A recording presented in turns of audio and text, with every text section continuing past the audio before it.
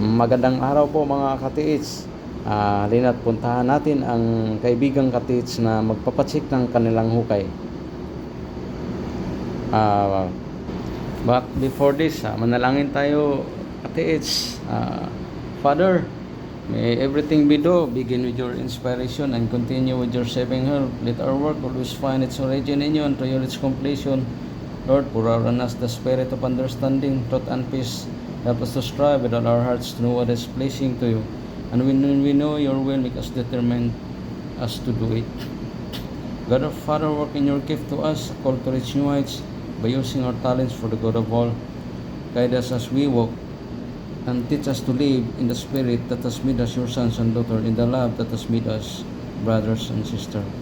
Grant this through Christ our Lord and all our needs and protection. So help me God, sana i-guide mo kami at ako na hindi maligaw sa pagtuturo ng tamang item, at himasin mo ang kasipan ng mga taong makakausap natin na maging mabait sa atin at maging mga espiritong tagabantay na may mabait sa atin. Amen. Tara, let's go. Uy, may disgrasya sa daan. Oh, binangga ng motor yung kotse.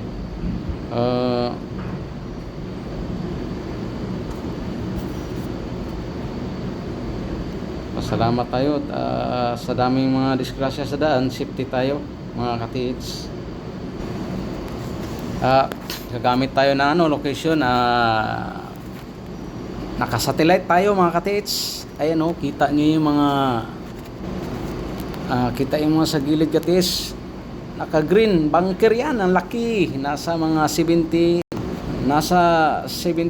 meters by 70 meters ang lawak ng naka-red at naka-green mga katiits. Ang laki, ang swerte naman ng may-ari ng lupa na yan. Nadadaanan lang natin 100 meters away from our biyahe. Tingnan nyo mga katiits, ang reflection ng gold sa ilalim ng lupa. Napakalaki, million kilos of golds ang naandyan sa pula na yan at saka green.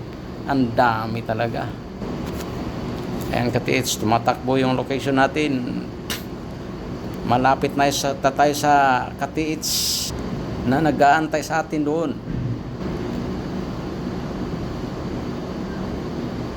Itong inopen ko na apps mga katiits, ito yung mga ionic reflection sa ilalim ng lupa. Malapit na tayo. Kita nyo yan? Ang dami. Dito talaga sa amin, ang napakamaraming bunker. Ang lawak ng green na yan is 70 meters by 70 meters. Ang deep yan nasa 60 feet lang mga katiits. At may mga entrance yan, mga tunnel, tinakpan na nila ng mga 6 feet. At pwede nang pasukin ang tunnel at papunta dyan. Napakarami. Hindi alam ng may-ari. Ang swerte yung lupa nila mga katiits. Ayan, dinadaanan natin, binabaybay natin habang nagmamaneho tayo Ayan, dinadaanan natin ang Yamashita Treasure. Kita nyo yan, ang dami talaga. Dinadaanan ko lang katiits. Ang gandang tingnan. I-zoom out natin ang ganda talaga Ganda ng reflection. Kaya kung gustong mag-finance, tawagin nyo ako at contact lang kayo sa akin. Ituturo ko sa inyo ang mga bunker. Pero dito ako sa Jinsan lang mga katiits, sa Jinsan lang ako. Ayaw ka nang pumunta sa malayo kasi napakarami dito sa amin. Over. Ito, thank you, nakarating na din. So ito katiits yung hukay nila. Wala kasi akong taga-video kaya pinicturan ko na lang. Next time na lang pag may kasama akong magbe-video sa akin. Pero ito picture lang muna ipapakita ko sa inyo. Ganito kasi yun, i-explain ko Itong hukay nila katiits, na-detect ko ito is breather ito. Ganito, may ganitong butas sa ilalim. So ito yung reflection, ito yung ionic na nadidetect. Ito yung detection kahit mga treasure hunter dito talaga maghukay. Pero ang tamang item nito katiit, sa isang tingin ko pa lang, kahit di gamitan ng detector, dito sa lugar na ito. Kung titignan mo itong batong ito, is nakaturo na yan dito. Tapos itong isa is itong batong ito nakaturo din yan dyan. Itong arong ito, itong isa dito is another 2 item yan another 2 item yan doon sa kabila na yan. At itong isa, kung makikita mo, bunganga yan na parang isda ba yan o ulo yan fish marker pa rin, putol mata mataktiits, pero may egg siya at saka may parang may dot dito. Ibig sabihin dito sa right side na ito, at undas pa tong eggs, pero may mata siya, nakatingin pa rin sa dito talaga yung pinapaywatig niya, pati sa bunganga yung laway niya nababagsak dito talaga yan. At ang isa pa, yung curve nito mga katiits, sa paghuhukay nila ng 6 feet, tinamaan na ito. Ano to, illustration ito na nasa ilalim ito illustration yan mga katiits, illustration ito, natamaan na nila to. Yung itong kantong ito, natamaan na to yung katiits. Ipakita ko sa iyo kung saan nila natamaan. Ito yung hukay nila. So zoom in natin. Ito yung sinasabi kong natamaan nila katiits. Ang ito, natamaan nila ito. Flooring ito, ang kapal nito nasa mga siguro half feet, 6 inches, mga 6 inches ito ang kapal nito. So ito yung flooring yan mga katiits. So balik tayo. So ito yun mga katiits, ito yung tinamaan nila. So natamaan na nila itong part na ito. So ito dito is mag-drip sila dito kasi dito yung item sa baba. Kaya pag i-zoom in natin, itong part na to nung tinamaan nito, yung ang naghukay dito is nagkalagnat kasi natamaan nila ang corner, yung may halong poison na ito kasi nung ilalim nito may halong poison na ito. Sabi ko sa kanila, ang item is nasa 12 feet yung item. Pwedeng dito kayo maghukay para hindi nyo tamaan ng napakatigas na simento. So down lang kayo dito sa breather nya. Pagdating ng 12 feet,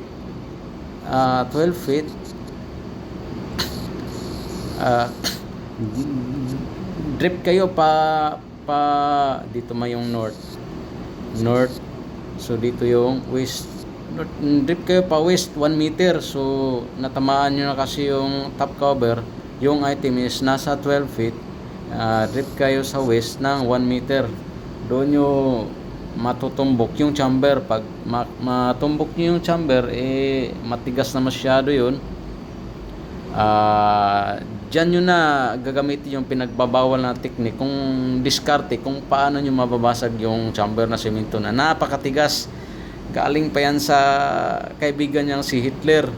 Humingi yan doon ng tawag dito na mga adhesive o mga epoxy na tinatawag na minsan pink. Yung mga nung panahon na sa gira, yung cover nila hindi hindi mabibiyak ng bala sa sobrang tigas ng simento nila guys. So Pinoy tayo, alam natin ang sikreto yan. Kahit pakuan mo lang yan ng concrete nails, tapos susundan mo lang ng mold, basag agad yan mga technique na ganun. Kayo na bahala sa mga technique na yan. So ito, flooring na ito, at 12 feet yung item. Dinitik ko yan, nasa dalawang box. So paglagay natin 10 pieces ang isang box, Ito 10 pieces din. So maganda na yun na 20 pieces na 6.2 kilos. Malaking bagay na sa inyo mga katiits. Makapagsimula na kayo ng another financing, bibilhin nyo yung lupa na positive at tatawagin nyo lang ako. Ang bilis makita natin yan. So ganito yung illustration nya. Dito yung top cover. Tapos ganito yan, renewing ko yung top cover. Ang laki ng top cover. Pag ganun yung top cover nya malaki, tinamaan ito. Tapos yung item nakaganon siya mga katiits, dalawang simento, dalawang chamber sa ilalim, nakaganon siya. So magaling talaga mag-design yung mga hapon katiits. Parang diamond type, kwadrado, at ang item is ganito yung pagkalagay. Talagang naka-engineering, naka-design talaga mga katiits. At nung binaybay ko ito katiits, yung coordinate nito, bali ito north ito sa una nating video may ganitong illustration tayo, may rectangle tayo. Dito yung east, dito yung south, dito yung west. Pero kung marunong ka mag-detect ng simento sa ilalim, ito binaybay ko ito, pumasok na sa bahay dito. Hindi na natin yan. Ito binaybay ko ito, tinamaan doon is breather. Nasa mga 15 meters tinamaan sa loob ng bahay is breather. Doon natin nakita ang breather is inanap pa natin kung saan ang pinagbre-breatheran. Nasa gilid pa nila sa kabila. Tapos ito inanapan ko ng coordinate siya, may parang kahoy dyan na nalanta dati, kaya ito yung binaybay ko. So lumampas sa bakod nila, ibang lote na. Ito naman, itong sa north,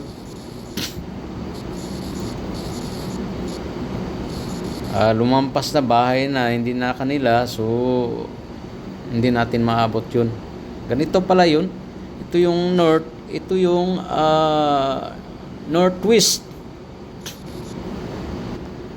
Northwest ito, ang ibig sabihin ng northwest nasa 315 ka, 315. So dito ang 135 means southeast. Southeast ito mga katiits. Nung binaybay ko ito, breather ang tinamaan ko doon sa loob ng bahay. Pero at least marunong tayong mag-detect ng breather. Marunong tayong detect ng coordinates. So nabaybay ko yun, nasa labas nila ng bahay. Ang sa loob ng bahay na ginawang breather.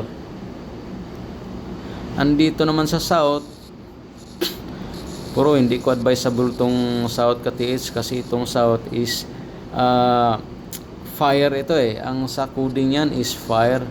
Pag fire, nandyan yung mga delikado, yung mga arsenal nila dati, malalim ito kasi arsenal ito. Nandun yung mga baril, mga armas nila na pati bomba nandyan. So hindi ko advisable itong fire katiits.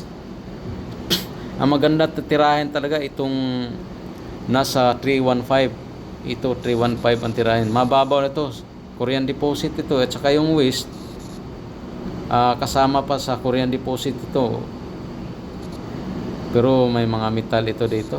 Hindi talaga mamahalin din yung mga metal kasi may mga platinum, pero matagal mabili yan. Dito ka talaga sa east.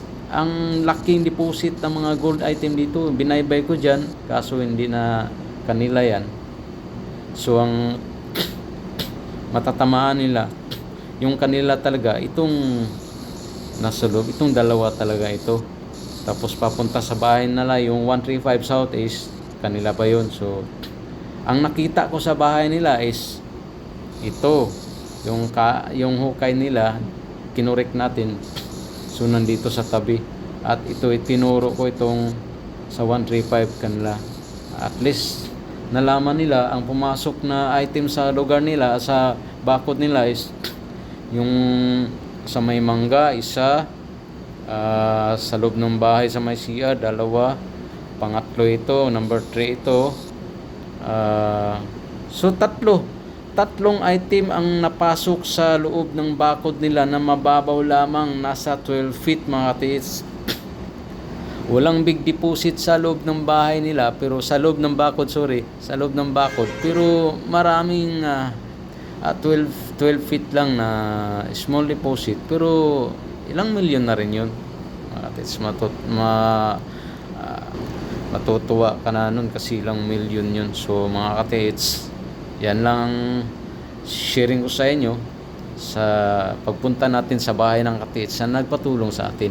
At sana pagpatuloy nila yung hukay, ipagpatuloy lang nila yung hukay, kasi sa 12 feet mag-drip sila pa west. Mabibinggo nila yun kung tatablan nila yung simento. Ayan flooring na talaga mga katiits. Yung flooring na yan is may kasamang poison na. So pag magpapatuloy pa sila sa 12 feet, abangan natin ito mga katiits. Talagang pag hindi sila magdadamot, kung talagang i-open nila sa atin hanggang sa item, papakita natin mga katiits. Subaybayan na natin to. Kasi yung iba katiits, may naturo akong bunker na pasok nila 130 feet. Yung kakilala ko na decoder, hindi namigay katiits, wala dos lang nakuha, pero gumanda yung bahay kapatid. Gumanda yung bahay, nakabili na ng bagong motor. Siguro binigyan sila doon, bunker yun hindi daw sila makakuha kasi may attorney na financier, may government employee na financier, at yung may-ari ng lupa. So sila decoder naghukay, hindi daw binigyan Hindi ako maniwala kapatid, siguro hindi lang magbigay yung kakilala ko, kasi siguro para masikret na din. Pero nakita ko sa buhay nila, gumanda yung buhay, pati bahay nila mga katiits. So ulitin ko, ito is pointer yan. Yan, pointer yan. Ito, pointer yan, malayo pa. Ito, pointer yan, papasok sa bahay nila. Ito, pointer yan. Ito, pointer ng south yan. Ito, pointer yan. At ito talaga, dito talaga nakabaon yung dalawang nitso sa ilalim. 12 feet lang. Pagkatapos nating magdikod sa kanila katiits, may pinakita pa silang picture sa akin na pupuntahan.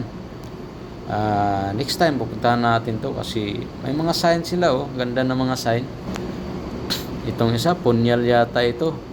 So pupuntahan din natin ito mga katiits pag may time tayo.